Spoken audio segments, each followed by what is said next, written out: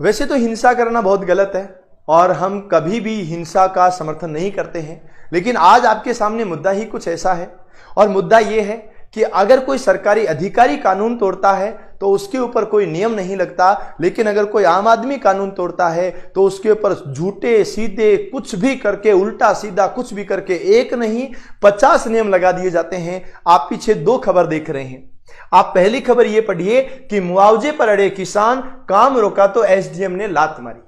आप इस खबर को देखिए और इस खबर को देखने के बाद आप एक दूसरी खबर को और देखिए कि दिन में निर्दलीय नरेश ने एसडीएम को थप्पड़ मारा। दोनों में एक चीज कॉमन है, इधर एक एसडीएम किसान को लात मारता है और इधर एक निर्दलीय प्रत्याशी जो एसडीएम को थप्पड़ मारता है। गलती क्या थी? इधर किसान ने लात खाई, किसान के लात खाने की गलती क्या थी? क्यों किसान ने लात इसलिए खा ली क्योंकि उसकी जमीन को सरकार छीन रही थी। वो अपनी जमीन को बचाने के लिए एसडीएम के सामने आ गया और एसडीएम ने उसको लात मारी। सबसे पहला सवाल तो यह है कि जब निर्दलीय प्रत्याशी नरेश मीणा को एसडीएम को थप्पड़ मारा, यह कानून किसने दिया? इसका मतलब इसकी परमिशन किसने दी? तो उससे पहले सवाल यह भी उठना चाहिए कि मुआवजे पर अड़े किसान और एसडीएम ने लात मारी, उसको लात मारने का हक किसने दिया? सरकार के नौकर हैं, सरकार के कर्मचारी हैं, जनता की सेवा करने के लिए बने हैं, तो उनको जनता की सेवा करनी चाहिए, ना कि उसी जनता पर लात मारनी चाहिए। हमें अगर इस मुद्दे की अगर बात करता हूं तो ये जालोर का मुद्दा है, अभी का नहीं है, थोड़ा पुराना मुद्दा है। जालोर का मुद्दा क्या है कि भारतमाला प्रोजेक्ट जो चल रहा था, भारतमाला जो हाईवे बन रहा है, वो जहां से निकल रहा था, है ना, और वहां पर किसी किसान की जमीन आ रही थी। अब किसान की जमीन, किसान का मरण भरण सब कुछ उसी के अंदर होता है। उस जमीन को बचाने के लिए, जमीन के उचित मुआवजे के लिए, जमीन भारतमाला प्रोजेक्ट के अंदर चली गई तो आगे का भरण पोषण करने के लिए मुआवजा मांग रहा है, जो कि उसका हक है। वो मुआवजा जब मांग रहा है तो वहां पर एसडीएम साहब आते हैं, साथ में वर्दी वाले पुलिस वाले भाई साहब भी आते हैं, और ये वर्दी वाले पुलिस वाले भाई साहब और एसडीएम दोनों मिलते हैं और एक किसान के ऊपर लात मारते हैं। केवल एक ही किसान पर नहीं, ये मीडिया बंधुओं का बहुत बहुत धन्यवाद कि उन्होंने फोटो भी खींचा, लेकिन एक ही नहीं, बहुत से किसानों को मारपीट करते हैं इसलिए कि उन्होंने अपनी जमीन के लिए आवाज उठाई थी। और यहां की अगर मैं बात करता हूं कि निर्दलीय जो प्रत्याशी हैं नरेश मीणा, उन्होंने एसडीएम को थप्पड़ मार दिया। जब इन्होंने एसडीएम को थप्पड़ मार दिया तो नीचे से लेकर के ऊपर तक के सभी कर्मचारी एसडीएम साहब के पक्ष में आ गए। यहां पर आ रहा है कि एसडीएम को थप्पड़ मारने का विरोध, आरोपी पर कार्रवाई की मांग। मैं सभी साथियों से यह पूछना चाहूंगा कि जिस दिन किसान की लात मारी जा रही थी, उस दिन ये वाले लोग कहां पर थे? उस दिन ये बनावटी लोग कहां पर थे? जब किसान को लात मारी जा रही थी, एक ने भी मुंह नहीं खोला।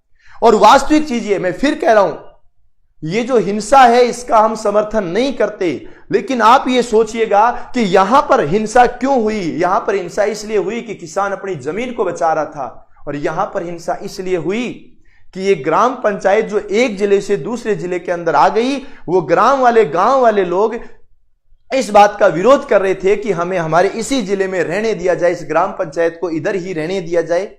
और इस मामले को लेकर के उन्होंने चुनाव का बहिष्कार कर दिया। जब चुनाव का बहिष्कार कर दिया तो एसडीएम साहब आते हैं और एसडीएम साहब आकर के ग्रामीणों से जबरदस्ती वोट डलवाते हैं। जब प्रत्यक्षदर्शी बताते हैं कि जबरदस्ती वोट डलवाते हैं, तो वहां निर्दलीय प्रत्याशी नरेश मीणा जी वहां पर पहुंचते हैं और उनकी हाथापाई हो जाती है, और हाथापाई के चक्कर में वो थप्पड़ मार देते हैं। मैं ये कहता हूं कि हां, बिल्कुल सही बात है, थप्पड़ मारना कतई सही नहीं है, ये बिल्कुल गलत बात है कि आप थप्पड़ ना मारिए, लेकिन ये कौन सा सही तरीका है? एक ही समाज और एक ही इंसान, लेकिन दो अलग अलग ओहदों को देख करके वो अलग अलग तरीके से बातें करता है। आज इस मामले का पूरा राजनीतिकरण कर दिया गया। आज भी अगर इस गांव के मीडिया की रिपोर्ट्स के अकॉर्डिंग अगर देखें तो आज भी गांव के अंदर जाते हैं तो लोगों का सिर्फ केवल एक ही बात कहना है कि नरेश मीणा गलत नहीं है, उसको गलत बनाया गया है। अगर वो गलत है, आज सरकार कहती है कि इनके ऊपर 15 वांछित मुकदमे चल रहे हैं, पहले से 15 मुकदमे चल रहे हैं, कई मुकदमों में वांछित है। तो मैं ये भी तो पूछना चाहूंगा उस सरकार से, उन कर्मचारियों से, कि अगर ये वांछित है तो इनको गिरफ्तार क्यों नहीं किया था?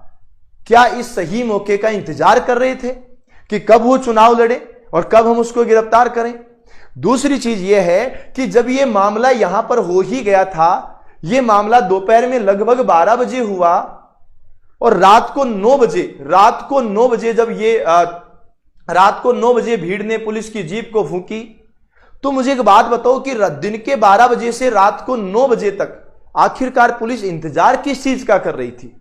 जहां तक अगर सीधी सीधी बात कही जाए कि बात यही आती है कि आप सरकारी ओहदे के नीचे आम आदमी को दबाना चाहते हैं, इधर आम आदमी को दबाना चाह रहे हैं। यहां पर बोला कि डीएलसी दर को लेकर विवाद मामला 2 साल से हाईकोर्ट के अंदर है और 90% लोगों ने इसको नकार दिया है।